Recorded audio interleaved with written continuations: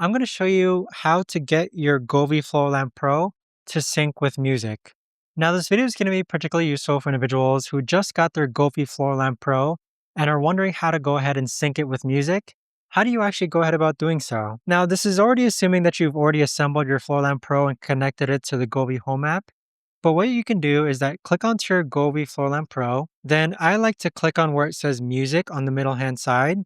And then you need to choose between a sound pickup method. So it can either pick up sound from the device itself, or you can pick it up from your mobile phone. And so with it, I like to choose from device. Then you can choose what type of display you want. So what's called a luminous display. And so with it, once you start to play music, it should automatically pick up sound. So even as I'm talking, my Govee Floor Lamp Pro will start to show different lights. But if I'm quiet, it'll stop illuminating. If you do from mobile phone, it means that it's going to pick up the sound from your phone.